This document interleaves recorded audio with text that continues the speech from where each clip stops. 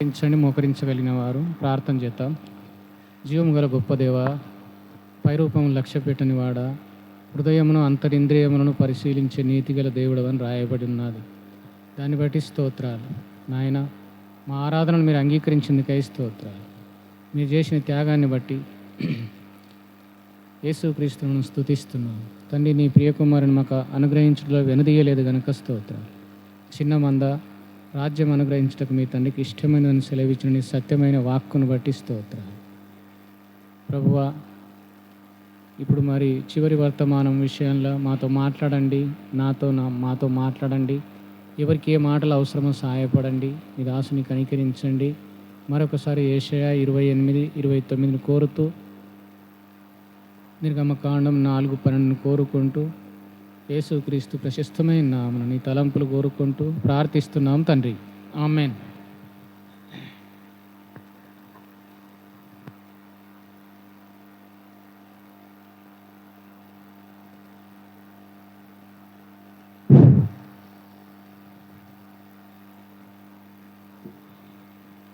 జాగ్రత్తగా వినండి. కొంతమందికి వినొస్తలేదంటే ఏమనుకోకండి.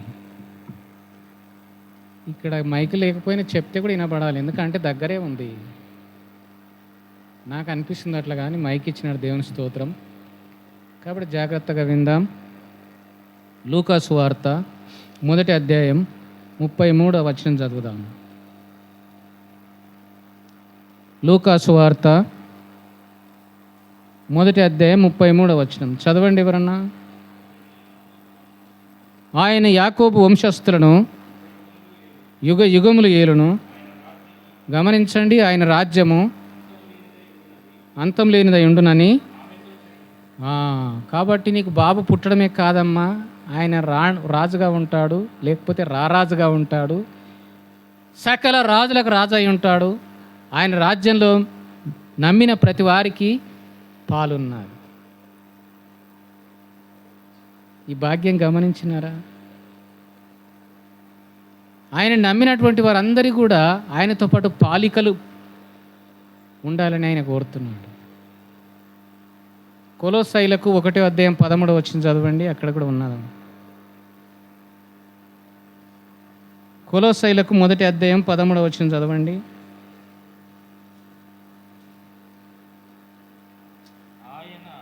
ఆయన మనలను అంధకార సంబంధమైన అధికారం నుండి విడుదల చేసి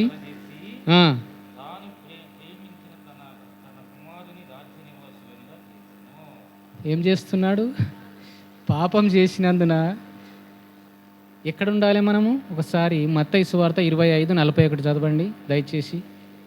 మీరు తొందరగా చదివితే మంచిది, తొందరగా తీసుకుంటే మంచిది బైబిల్. నేనైనా మీరైనా. మత్తయి సువార్త 25:41 చదవండి. అప్పుడు ఆయన ఎడమ వైపున ఉండు వారిని చూచి, శపింపబడిన వారలారా, నన్ను విడిచి అపవాదికిని వాని దూతలకును సిద్ధపరచబడిన. ఎక్కడ ఉంటామండి? ఎవరుంటారు అక్కడ? మీరు గమనిస్తలేరు. ప్రతి మాటను, ప్రతి లైన్ల కామా పోలీస్ స్టాప్ కూడా గమనించాలి. ఏమున్నది? అపవాదికిని వాని దూతలకును సిద్ధపరచబడిన. ఎవరుంటారండి? దయ్యాలుంటాయి నరకంలో. దయ్యం ప్రేరేపణ చేత ఏ పాపం చేసినా కానీ కూడా దయ్యం ప్రేరేపణ చేతనే పాపం చేస్తాం. కొంతమంది అనవసరంగా ఎగిలిస్తూ ఉంటారు, నవ్వుతూ ఉంటారు. అట్లా కూడా తప్పే.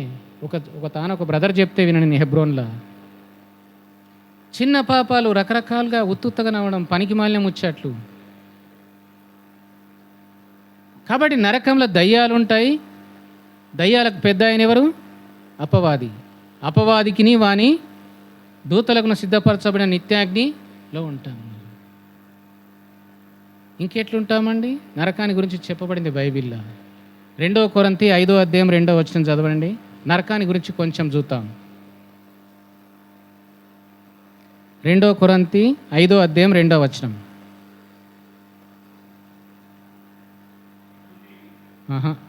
2 కొరింథీ మనము దిగంబరులము కాక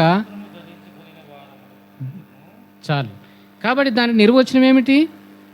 వస్త్రములు లేని వారు కూడా ఉంటున్నారు. దయ్యాల మధ్యలో యాతన పడతాము. ముందే అగ్నిగుండము, అందులో దయ్యాలు ఉంటాయి. తర్వాత దిగంబరులంగా యాతన పడతాం. ఇంకొక మాట, సామెతలు 14:34 చదవండి దయచేసి. ఎవరన్నా బైబిల్ వాళ్ళు అందరూ తీస్తే చాలా మంచిది. 14:34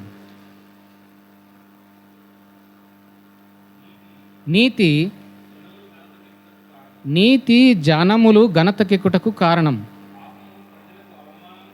అర్థమైందా ఇప్పుడు? ఎక్కడ తీసుకుపోతుంది అది?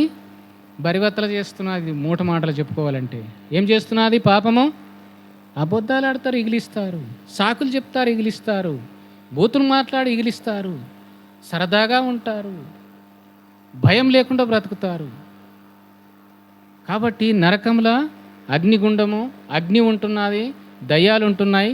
దిగంబరులుగా ఉండి యాతన పడతాం. ఇటు యాతన నుంచి మనల్ని విడిపించి రకరకాలుగా మనం చేసినటువంటి రహస్యంగా బహిరంగంగా మనం చేసినటువంటి ప్రతి సీక్రెట్స్ను, ప్రతి పాపాన్ని క్షమించి మనల్ని నీతిమంతులుగా తీర్చి తన రాజ్యానికి వారసులుగా చేస్తున్నాడు. ఈ ఆశీర్వాదం ఎక్కడండి? మరలా చదువు, అపోస్తలుల కార్యం 3:26 చదువు. అపోస్తలుల కార్యములు 3:26.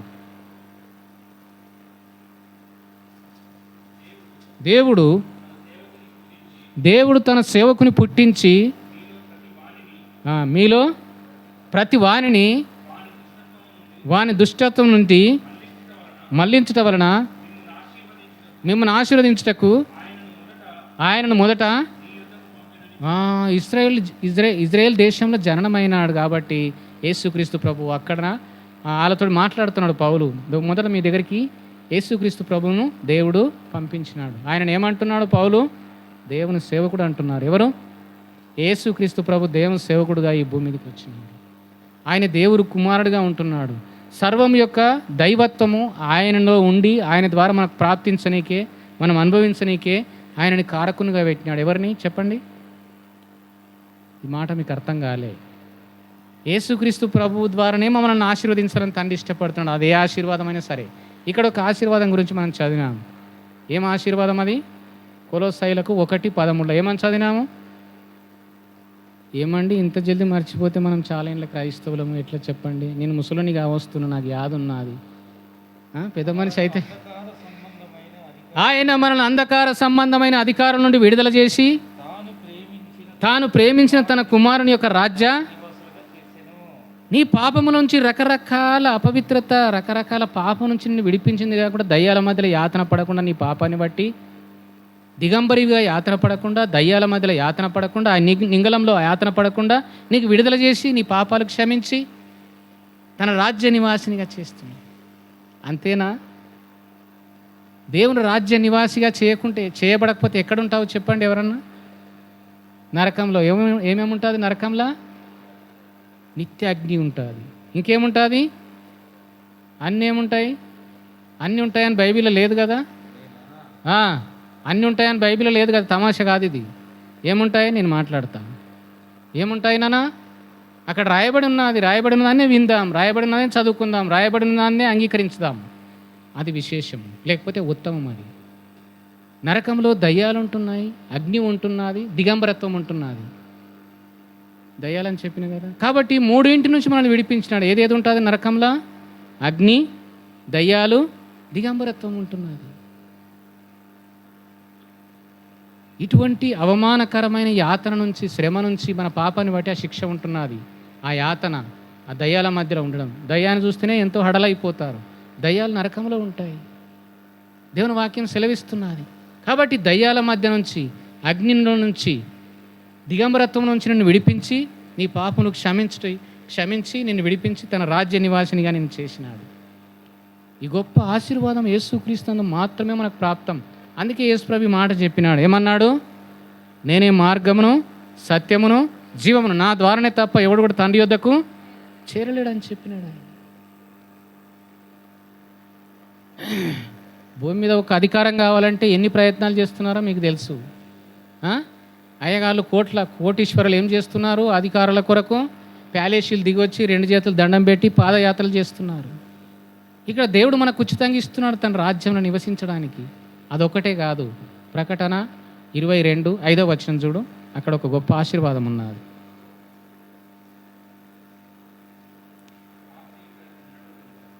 ప్రకటన 22:5, రాత్రికి ఎన్నడూ ఉండదు, దీపకాంతి అయినను సూర్యకాంతి అయినను వారికి అక్కరలేదు, దేవుడైన ప్రభువే వారి మీద ప్రకాశించును, వారు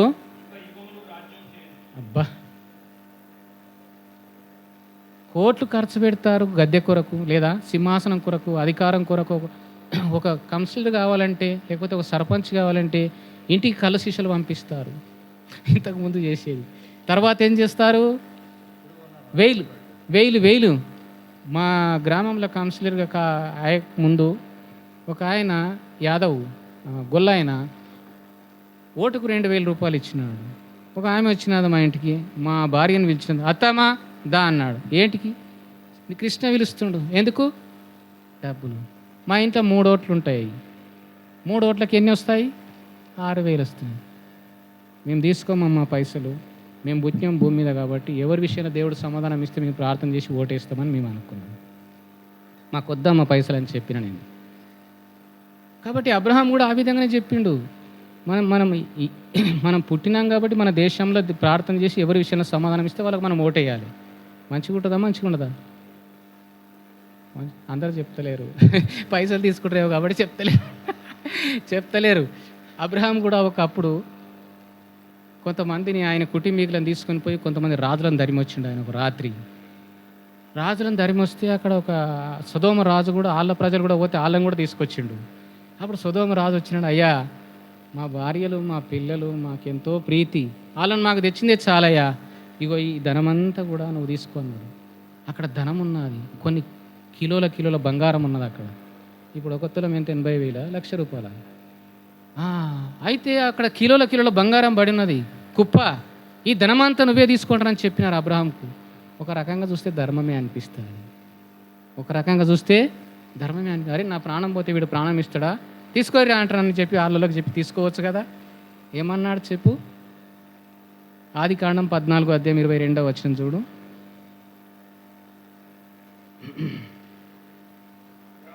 అబ్రహాము ఇంకా తీస్తురు, కొంచెం ఆగు దయచేసి, ఇంకా అది తీరు నన్ను అందరు తీయండి. 22:14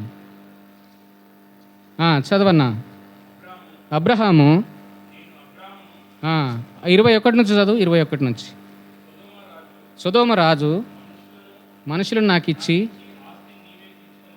ఆస్తిని నువ్వే తీసుకొనిమని అబ్రహాంతో చెప్పగా, అబ్రహాం ఏమంటుండే ఇప్పుడు?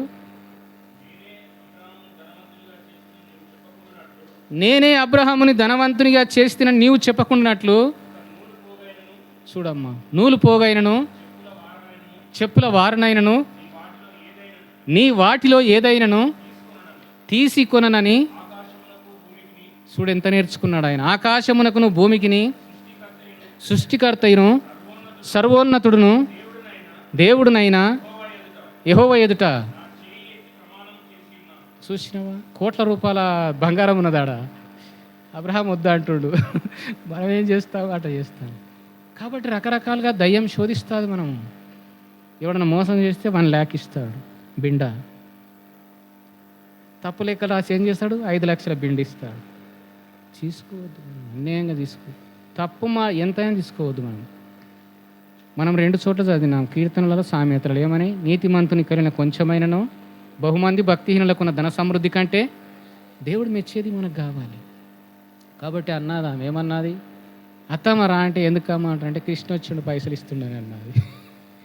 అంటే మాకు వద్దమ్మా, మేము పైసలు తీసుకోరు రేటయ్యము అని చెప్పేసి నేను ఆమె చెప్పిన.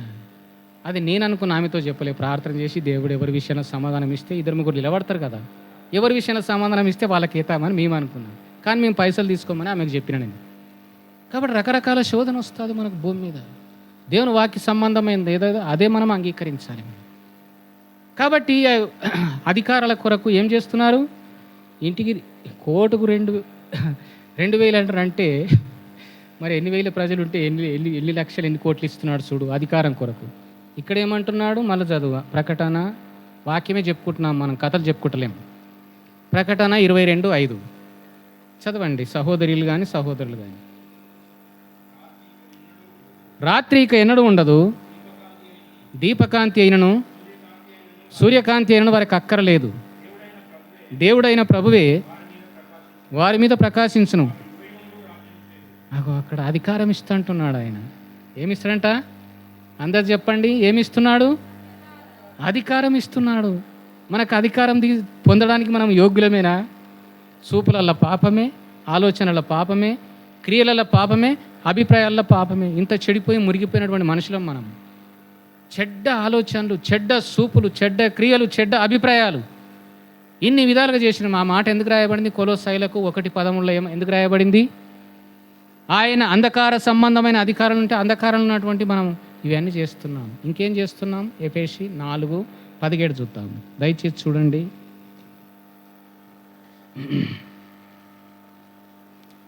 4:17 నుంచి 19 దాకా అందరం కలిసి చదువుదాం. సహోదరులు సహోదరులు అందరూ కూడా గమనించుకుంటూ చదవండి. ఎఫెసీ 4:17 నుంచి చదవండి అమ్మా, అందరూ చదవండి. కాబట్టి అన్యజనులు నడుచుకున్నట్లు మీరిక మీదట నడుచుకునవలదని ప్రభువునందు సాక్ష్యం ఇచ్చుచున్నాను. వారైతే అంధకారమైన మనసు గలవారై తమ హృదయ కాఠిన్యం వలన తమలోనున్న అజ్ఞానము చేత దేవుని వలన కలుగు జీవములో నుండి వేరుపరచబడిన వారై తమ మనసునకు కలిగిన వ్యర్థతను అనుసరించి నడుచుకొనుచున్నారు. వారు సిగ్గులేని వారై ఉండి నానా విధమైన అపవిత్రతను అత్యాశతో జరిగించుటకు తమ్మును తామే కాముకత్వమునకు అప్పగించుకొనిది. ఇటువంటి మనుషులం మనం. ఎటువంటి మనుషులం మనము? నేను ఇప్పుడు వినిపిస్తాను చూడండి. వారైతే అంధకారమైన మనసు గలవారు. ఏం మనసు మనది? ప్రభు నమ్మకముందు చీకటి మనసు, సాటుగొంటి మాటలు, కుళ్ళు కుట్రచోరులు, ఇవన్నీ అన్నమాట చెడ్డ వాటికి గుర్తు. చీకటి అంధకారమైన మనసు. 18వ వచనంలో తమ హృదయ కాఠిన్యము, రకరకాల చెడు కాఠిన్యత, అజ్ఞానము. 3వది ఇంకేంది? వ్యర్థతను అనుసరిస్తున్నానని 18వ వచనంలో చివరి లైన్లో ఉంది. వ్యర్థతను అనుసరించి నడుచుకొనుచున్నారు. ఇంకేంది? చదువు 19.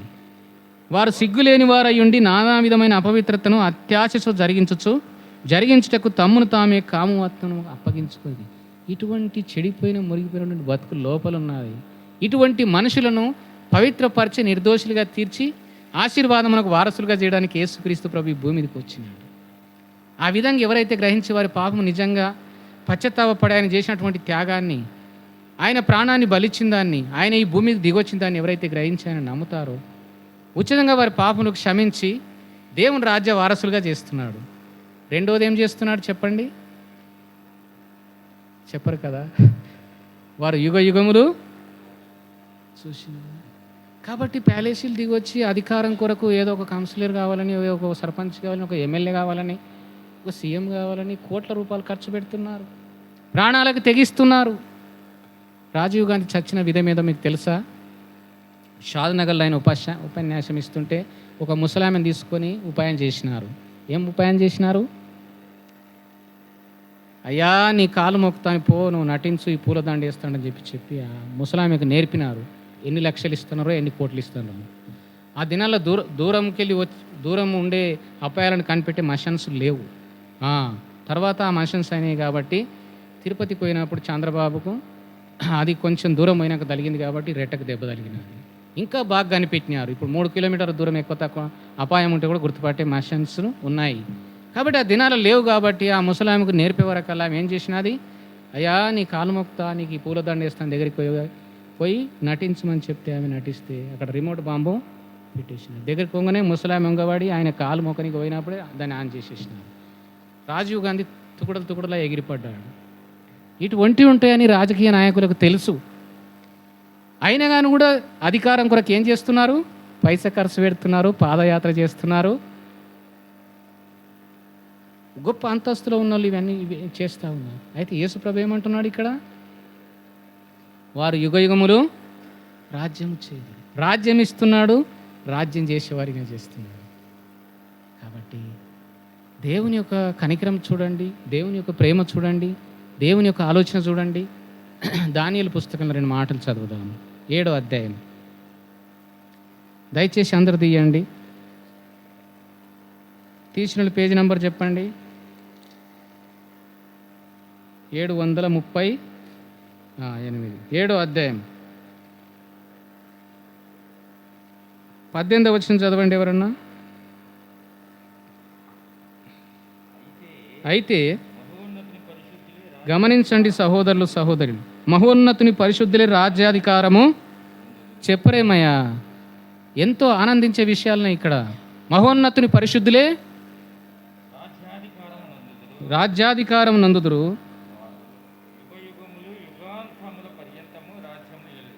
మరి 2 చేతులు జోడిపెట్టి కేకలేసి స్తోత్రాలు నాయనా అని చెప్పవా?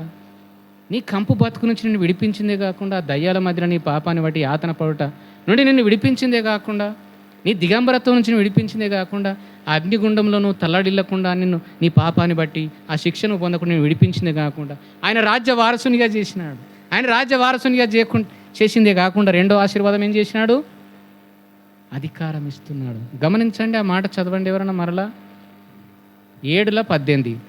మహోన్నతుని పరిశుద్ధులే రాజ్యాధికారం నందుదురు, వారు యుగ యుగములు యుగాంతముల వరకు రాజ్యమే. చూడండి, సంఘ పెద్దగా ఉండకుండా తీసేస్తే లెస్స బాధపడేటోళ్ళు ఉన్నారు. సంఘంలో ఎవరన్నా 4 పెద్దలు ఉంటే ఒక పెద్దను తీసేస్తే ఎంత బాధపడతాడు? చాలా బాధపడేవారు ఉన్నారు. ఒక ఆయన అంటున్నాడు, ఒక పెళ్ళిళ్ళ అక్కడ పోయి ఆ పెండికాడికి పోయి నా పేరు చెప్పు అక్కడ అంటున్నాడు. అంటే పేరు చెప్పంటారంటే నా పేరు అక్కడ యాద్ చేయ అంటున్నాడు. అధికారం అంటే, పెత్తనం అంటే అంత ఇష్టం మనుషులకు. కాబట్టి ప్రభు యొక్క మహా కనికరం చూడండి, మహా కనికరమైనది.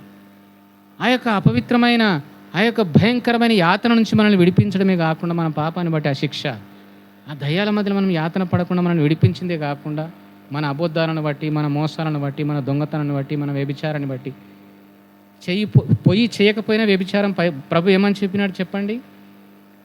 ఒక స్త్రీని మోహపు చూపుతో చూచు ప్రతివాడు అప్పుడే తన హృదయమందు ఆమెతో వ్యభిచారం చేసినవాడని చెప్పినాడు. నరహంతకులు దేవుని రాజ్యం చేరని చెప్పి నువ్వు పోయి గొడ్డలు తీసుకొని లేకపోతే తల్వారు తీసుకొని పోయి నువ్వు చంపేదే, రాయి తీసుకుపోయి ఎత్తేసేదే కాదు. యోహాను రాసిన మొదటి పత్రిక 3:15 చదువు ఏమున్నాదో.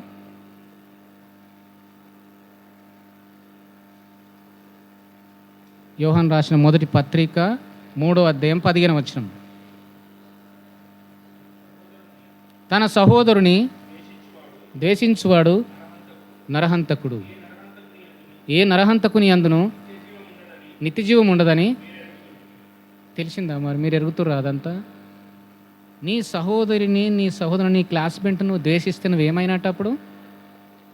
హత్య చేసిన దానం, హత్య చేసిన వాడు. నరహంతకులము, వ్యభిచారులము, అబద్ధికులము, మోసగాళ్ళం, ఇవి చెడ్డే అని తెలిసి కూడా నీళ్ళు తాగినట్టు చేస్తున్నాము, చేసేవారం. ఇటువంటి వాటిని బట్టి నరకయాతన మనం అనుభవించాలి, దేవుని శిక్ష మనం అనుభవించాలి, దైవ ఉగ్రతను మనం అనుభవించాలి. కాబట్టి అటువంటి యాతన నుంచి, ఆయన ఉగ్రత నుంచి మనం తప్పించి ఆయన రాజ్యం మనకి ఇస్తున్నాడు. చిన్న మంద భయపడకుడి, తండ్రి మీకు రాజ్యం అనుగ్రహించడానికి ఇష్టము కలిగి ఉంది. రాజ్యం మీకు ఇచ్చిందే కాకుండా, ఈ అంధకారమైన బతుకు నుంచి విడిపించిందే కాకుండా ఆయన రాజ్యం ఇస్తున్నాడు. ఆయన రాజ్యం ఇచ్చిందే కాకుండా మనల్ని ఏలికలుగా చేస్తుంది. ఆనాది కాలం నుంచి దేవుని సంకల్పం అది. జాగ్రత్తగా గమనించండి. ఆది కాండము 1వ అధ్యాయము 26వ వచనం చదవండి. దేవుడు మన స్వరూపమందు మన పోలిక చొప్పున నరలము చేయుదము, వాళ్ళు సముద్రపు చేపలను, ఆకాశ పక్షులను, పశువులను, సమస్త భూమిని, భూమి మీద ప్రాకు ప్రతి జంతువును ఏం చేస్తారంట? ఆనాడు సంది కూడా ఆయన ప్రగాఢ వాంఛ అదే. ఈ కంపు జీవితాలను విడిపించి ఆయన కొరకు ఏ పాపం చేయకుండా జాగ్రత్త పడి సొంత రక్షకుడుగా అంగీకరించి ఆయన కొరకు బ్రతికే వారికి ఆయనని ఏలికలుగా చేస్తున్నాడు. మనం అక్కడ కూడా అదే చదివినాము.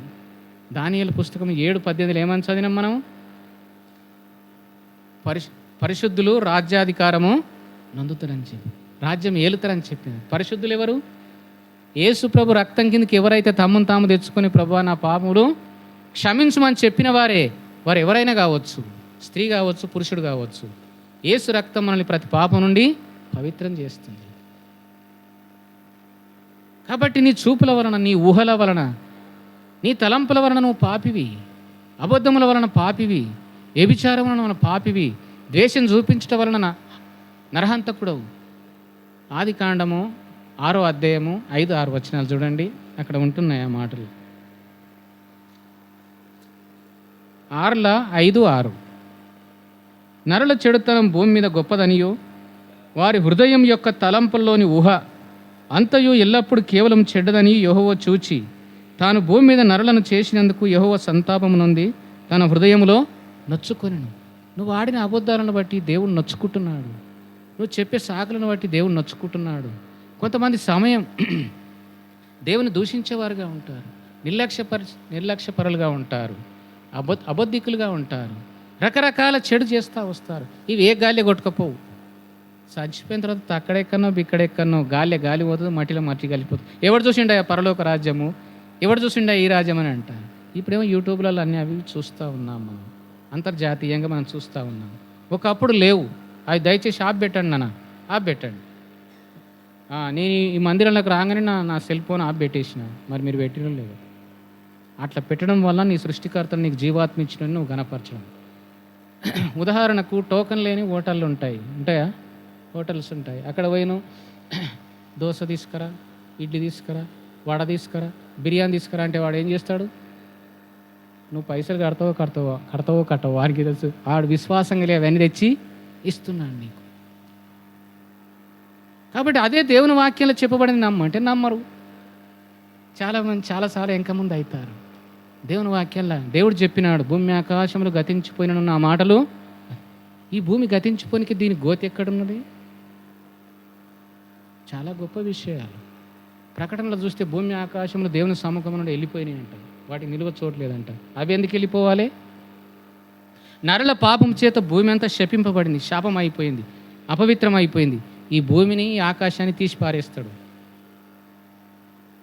25 లక్షల కిలోమీటర్లకు ఎక్కువ విస్తరణ కలిగింది భూమండలం. ఎంత? 25 లక్షల కిలోమీటర్లకు ఎక్కువ విస్తరణ కలిగి ఉన్నది. ఆకాశం అని ఇంకా పెద్దది. ఇంత దాన్ని వారేనికే పెంట చెత్తకుండా ఏడున్నదో. ఇప్పుడు పాట పాడినారు అయ్యగారు ఏమని? యెహోవా మహాత్మ్యము. అట్లాంటి దేవుని నమ్మిన ప్రియ సహోదరి సహోదరుడా, శ్రద్ధ కలిగి పట్టుదల కలిగి ఆయన్ని సేవించు. ఆయన నీకు కీడు చేయడు. నీ కీడు చేసేసరికి తన ప్రియకుమారుని ఎందుకు పంపిస్తాడు? కాబట్టి ఆయన మాటలు మనం శ్రద్ధతో ఆలకించి ఆయన మాట మనం బ్రతుకుతే ఎంత ధన్యులం మనం. ఆయన రాజ్యంలో మనము ఏలికలంగా ఉంటామంట. చచ్చిపోయే ప్రతి ఒక్కడు ఎక్కడ పోతున్నాడు? చచ్చిపోయింది ఎక్కడ పోతున్నారు? కాబట్టి వాళ్ళందరికీ కూడా ఇప్పుడు మన మోదీ గారికి కొన్ని లక్షల మంది పనులు కావాలి. రాష్ట్రపతులు కావాలి, గవర్నర్స్ కావాలి, కమిషనర్స్ కావాలి, సోల్జర్స్ కావాలి, ఇంకా ఊడి చెట్టుడు వీళ్ళందరూ అంటే లక్షల మంది అవుతారు. సైనికులే లక్షల మంది ఉన్నారు. వీళ్ళందరూ అవసరం. మరి పరలోకపు రాజులకు అమ్మరానికి ఎంతమంది కావాలి? నువ్వు యువరాణివిగా యువరాజుగా ఉంటావు, ఇలా సందేహం లేదు. ఆయనకి ఎన్నో కోట్ల మంది కావాలి ఆయనకు. కాబట్టి ఆయనకు రాజ్యం ఉన్నది. ఆయనకు అనేక మంది అధికారులు కావాలి. ప్రకటన 22:5 ఏమున్నది? వినండి నాన్న, వినండి నాన్న, అందరు మంచిగా వినండి. కాబట్టి ఆయనకి ఎన్నో కోట్ల మంది అవసరం ఉన్నారు. కాబట్టి నీవు ఆయనకి యువరాణివిగా యువరాజుగా ఉండాలి. నువ్వు శాశ్వత కాలం ఏలికగా ఉండాలి. 5 ఏళ్ళు పోయినాక మళ్ళీ ఇంటికి 5,000 ఇస్తా, పూటకు 5,000 ఇస్తారు అవసరము లేదు. ఇప్పుడు మరలా మనం దానియేలు పుస్తకం 7వ అధ్యాయంలో 22వ వచనం చదువుతాం. 22వ వచనం. ఇంతకుముందు మనం 18 చదివాము. దయచేసి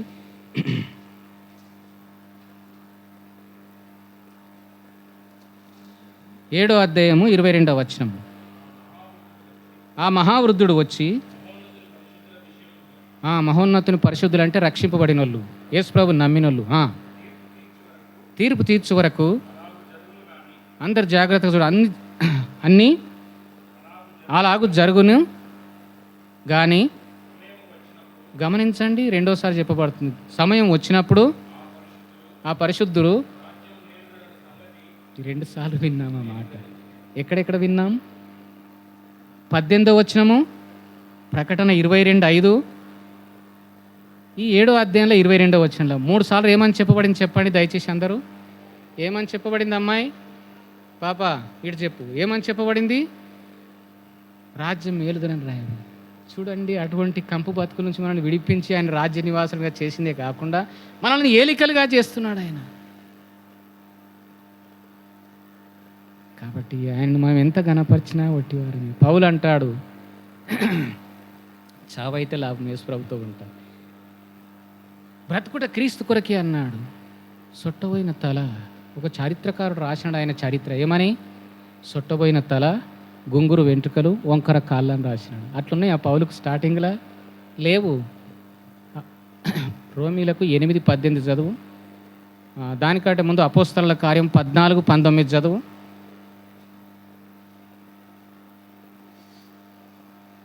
అపోస్తలుల కార్యములు 14:19.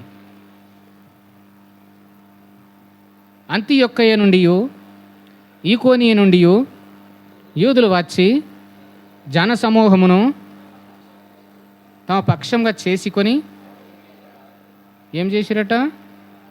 పౌలు మీద రాళ్ళు రువ్వి అతడు చనిపోయినని. ఏమిటి ఇడ్చుకుపోతారంటే ఈ ఊళ్ళకి వెళ్ళి బయటికి కుక్కలను గాడిదలను దెబ్బలు కొడితే పౌలు వాడిపోయిండు. ఏమిటితోటి చూసిన. మరి ఏమంటున్నాడు? దేవుని సువార్త ఈ యొక్క ఆశీర్వాదాలన్నీ గ్రహించినాడు పౌలు బాగా. ఏం ఆశీర్వాదాలు? సకలమైన కంపు నుంచి నన్ను విడిపించిందే కాకుండా నీ రాజ్య నివాసినిగా చేసినావు, అంతేకాకుండా నీ రాజ్యంలో ఏలికనుగా నన్ను చేసినవయ్యా అని చెప్పి అదంతా సత్యం మెరిగిపోయి సువార్త ప్రకటిస్తున్నారు. కొడతామన్నా, పడుగులు తీసుకొని కొడతామన్నా, రాళ్ళు ఎత్తేస్తామన్నా, పొడుస్తామన్నా వాటికి భయపడతలేడు, పోయి ప్రకటిస్తున్నాడు.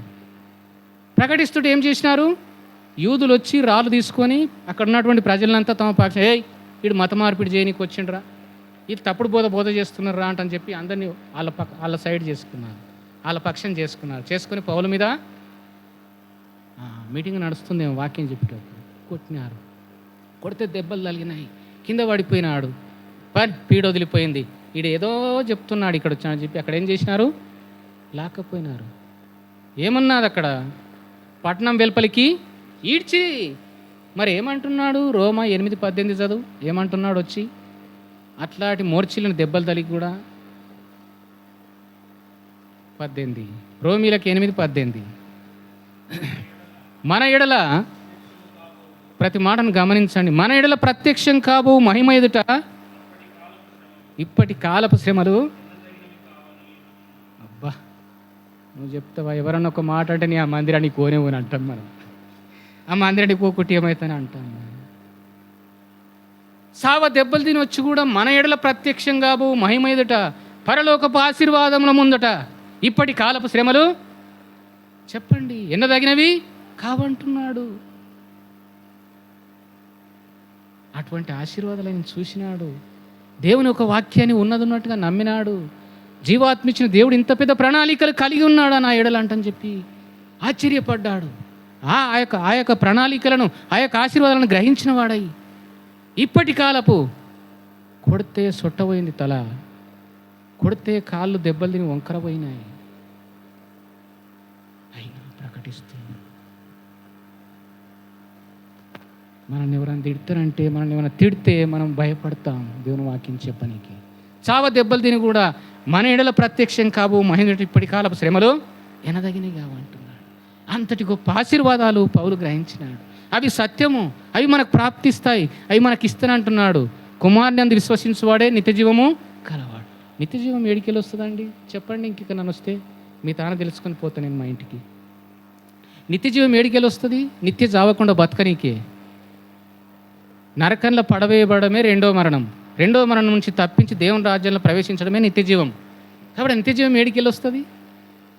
యేసుక్రీస్తు ద్వారా మాత్రమే మనకు ప్రాప్తం. కాబట్టి సహోదరుడా, సహోదరి, యవనస్తుడా, పెద్ద సహోదరి, మీరు ఎవరైనా మారు మనసు పొందకుంటే మారు మనసు పొంది ఆ రాజ్య వారసులు కండి. యేసు ప్రభా, నేను పాపినయ్యా, క్రిస్మస్ సమయాన నీ రాజ్యమును గురించి నాకు తెలియపరిచినావయ్యా. అట్టి ఆశీర్వాదాలు ఇటు పాపాత్మునికి, ఇటు పాపాత్మురాలకు నువ్వు ఇస్తున్నావా ప్రభా? నువ్వు ఇస్తున్నావని నేను నమ్ముతున్నాను ప్రభా. నీ సత్యవాక్యం ప్రకటింపబడుతున్నది ప్రభా.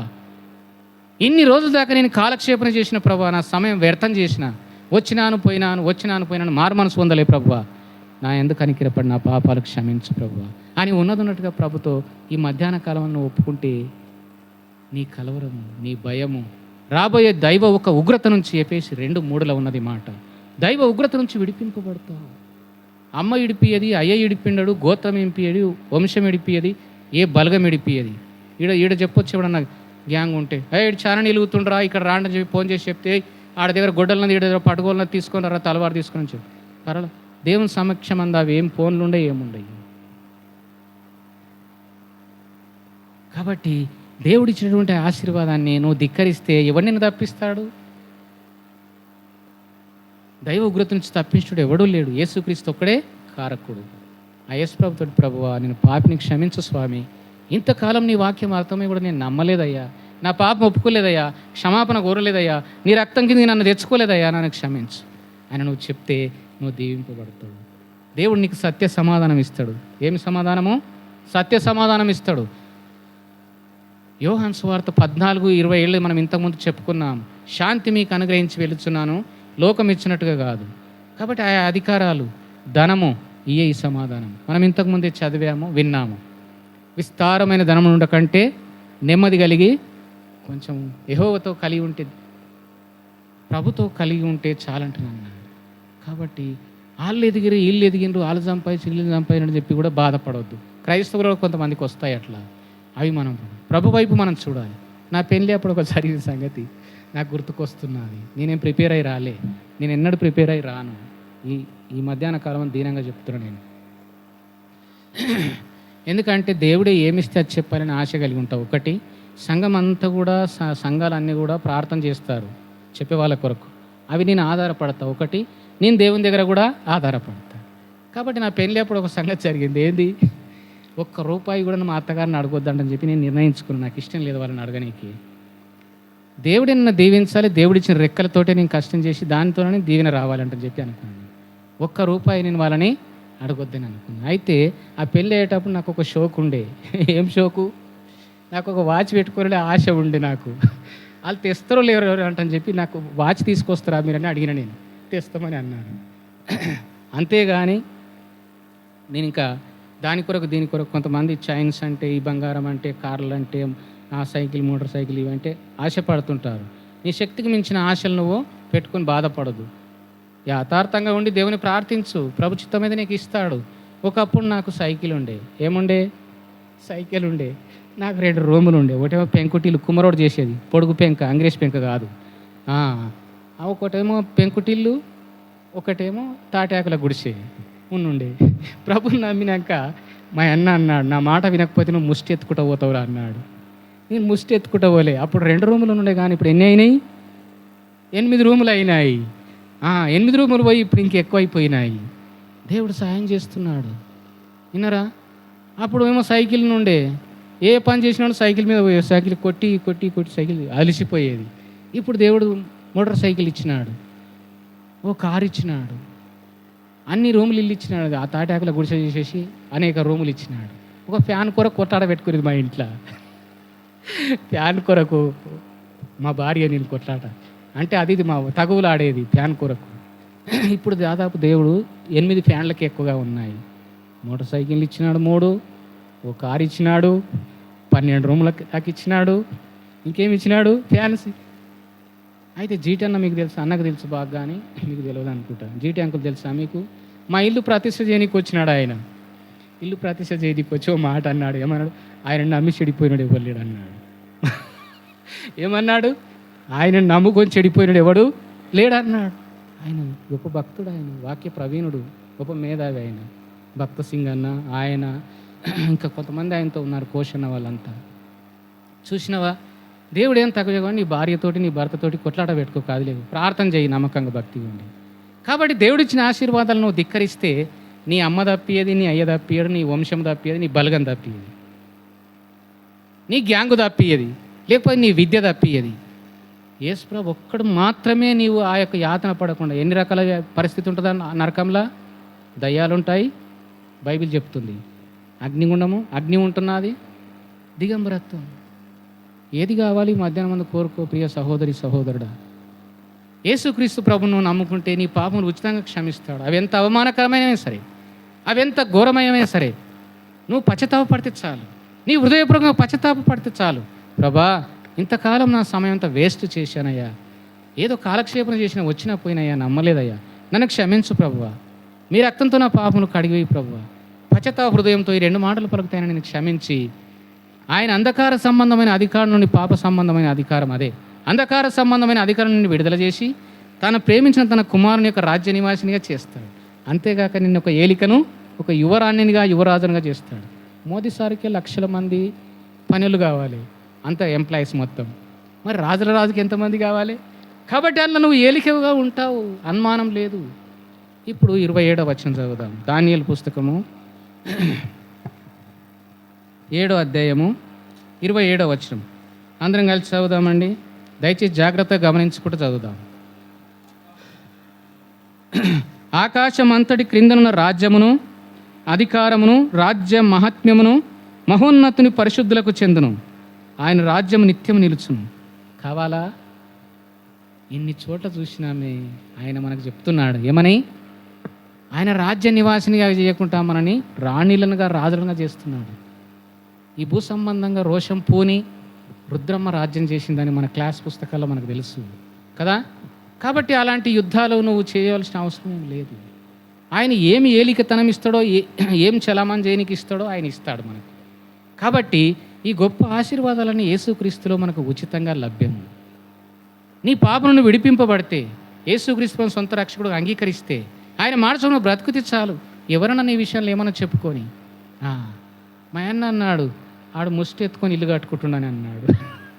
ఇల్లు కట్టుకుంటే ఏమన్నాడు, ఇంతకుముందు ఒకసారి కట్టినాం మేము, ఇప్పుడు కట్టేది కాక.